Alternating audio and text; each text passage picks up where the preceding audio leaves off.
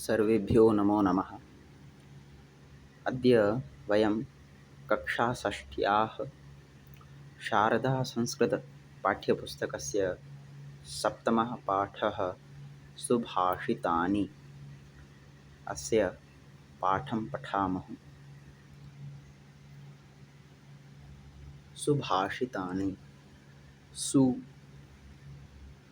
अच्छा सुंदर अच्छी, भाषितानि कथन वचन वाक्य। तो पूरा शब्द का अर्थ होगा सुंदर वचन अच्छी बातें। तो प्रथमः श्लोकः अभिवादनशीलस्य नित्यं वृद्धोपसेविनः चत्वारि तस्य वर्धन्ते आयुर्विद्या यशोबलम्। अभिवादनशीलस्य, जिनका स्वभाव अभिवादन, जो सरल हो, श्रेष्ठ हो, विनम्र हो, विनय हो। नित्यं वृद्धोपसेविनः, और नित्य हमेशा बड़ों की सेवा करने में लगा रहता हो। यहाँ पर बड़े शब्द का अर्थ है ज्ञान वृद्धि भी वयो वृद्धि भी, क्योंकि शास्त्रों में जो ज्ञान में बड़ा है अर्थात जिन्होंने बहुत ज़्यादा ज्ञान अर्जन किया है या हमसे ज़्यादा ज्ञानवान है, तो उनकी भी हमें सेवा करनी चाहिए, क्योंकि उसके माध्यम से हम ज्ञानवान बनते हैं। तो इसलिए यहाँ पर ज्ञान वृद्धि भी और वयोवृद्धि भी, वयोवृद्ध आयु में बढ़े। तो उनके चत्वारि चार तस्य वर्धन्ते, उनके चार चीज़ें बढ़ती हैं।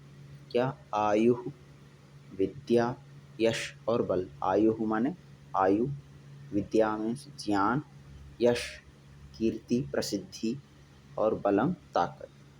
चाहे बुद्धि बल हो चाहे शारीरिक बल हो, यदि उनके बताए रास्ते पर चलेंगे तो बुद्धि बल तो बढ़ेगा ही, साथ साथ शारीरिक हम क्रियाएं करते हैं योग प्राणायाम इत्यादि, तो हमारा शारीरिक बल भी बढ़ता है। तो इसलिए हमें हमेशा बड़ों का सम्मान करना चाहिए और ऐसा स्वभाव हमें बनाना है। दूसरा, विद्या ददाति विनयं विनयात् याति पात्रतां पात्रत्वात् धनमाप्नोति धनात् धर्मं ततः सुखम्। अर्थात यहाँ पर विद्या ददाति विनयम, विद्या शब्द का अर्थ यहाँ पर ज्ञान, विनयम विनम्रता सरलता। विद्या से हमें विनम्रता आती है। यदि हम ज्ञान अर्जन करते हैं तो हमारे अंदर दुर्गुण दूर होकर अर्थात कठोरपन दूर होकर विनम्र स्वभाव हमें प्राप्त होता है। फिर विनयाद याति पात्रताम, और यदि हमारे अंदर विनय गुण है, विनम्रता स्वभाव है, तो पात्रता योग्यता की प्राप्ति होती है। पात्रत्वात् धनम आपनोति, और उस योग्यता के कारण ही धन की प्राप्ति होती है। धनात् धर्मम, और उस धन से ही हम धर्म कार्य कर सकते हैं, धर्म को कर सकते हैं। और ततः सुखम, और उस धर्म कार्य से ही हमें सुख की प्राप्ति होती है। तीसरा श्लोक, प्रियवाक्य प्रदानेन सर्वे तुष्यन्ति जन्तवः तस्मात् तदेव वक्तव्यं वचने का दरिद्रता। अर्थात प्रिय वाक्य प्रदानेन, प्रिय वाक्य प्रदान माने बोलने से, प्रदान शब्द का अर्थ यहाँ पर देना नहीं माने कहना। दूसरों के प्रति हम यदि हमेशा अच्छे वाक्यों का प्रयोग करते हैं, दूसरों को अच्छा ही बोलते हैं, सर्वे तुष्यन्ति जन्तवः, सभी, जन्तवः शब्द का अर्थ यहाँ पर प्राणी, जीव, तुष्यन्ति संतुष्ट होते हैं, सभी प्राणी संतुष्ट होते हैं।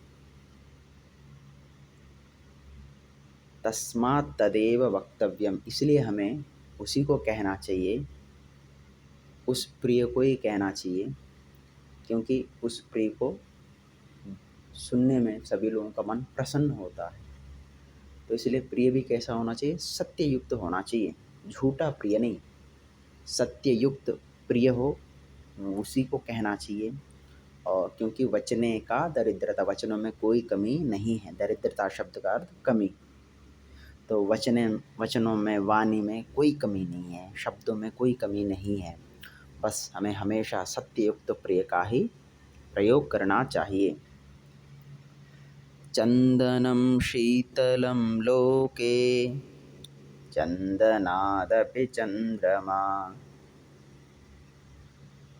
चंद्रचंदनयोर्मध्ये शीतला साधु संगतिः। हमें देखने को मिलता है इस संसार में सबसे शीतल पदार्थ यदि कोई है वो है चंदन। शरीर में लेप लगाने से हमें ठंडक मिलती है। तो इसलिए इस दुनिया में सबसे शीतल पदार्थ चंदन है। परंतु चंदनादपि चंद्रमा, परंतु उस चंदन से भी शीतल क्या है? चंद्रमा। इस संपूर्ण संसार को ही शीतलता प्रदान करते हैं। फिर चंद्र चंदन योर मध्य, और इस चंदन और ये चंद्रमा, इनसे भी, इन दोनों के मध्य में भी शीतला साधु संगति ही, अर्थात जो साधुओं की संगति, जो सज्जनों की संगति, जो सज्जनों की मित्रता, वो उससे भी शीतल है, अर्थात श्रेष्ठ है। तो इसलिए हमें हमेशा उन सज्जनों की संगति में रहना चाहिए, जाना चाहिए, उन्हीं को हमारा मित्र सखा बनाना चाहिए, जिससे हमारा जीवन धन्य होगा।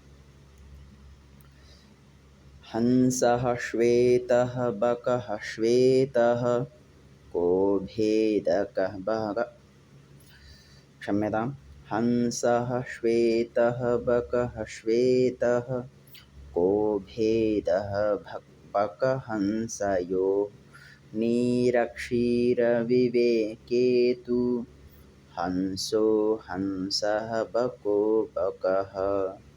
तो यहाँ पर बताया हंसः श्वेतः, हंस सफ़ेद होता है, फिर बकः श्वेतः, और बगुला भी सफ़ेद होता है।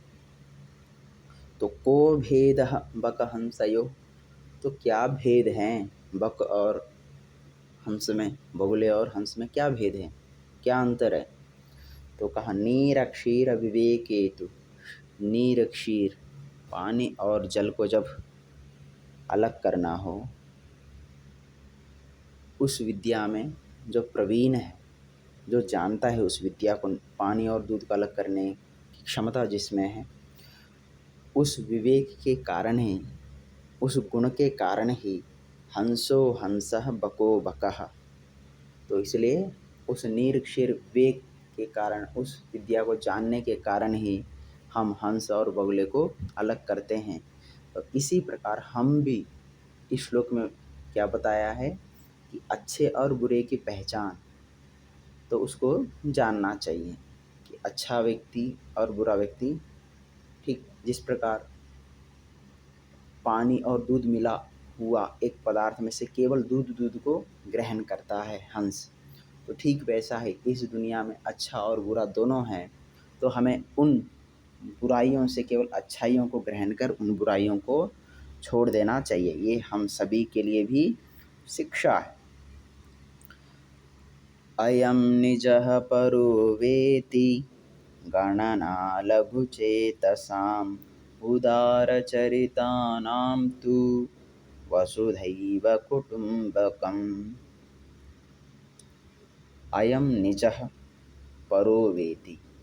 यह यहाँ पर उदार चरित और लघु चेतस माने संकुचित विचार वाले, इन दोनों का यहाँ पर भेद बताया है। क्या पहचान है, क्या अंतर है दोनों में। अयम निजः, अयम माने यह, निजः माने अपना, यह मेरा है, परो वेति यह पराया है।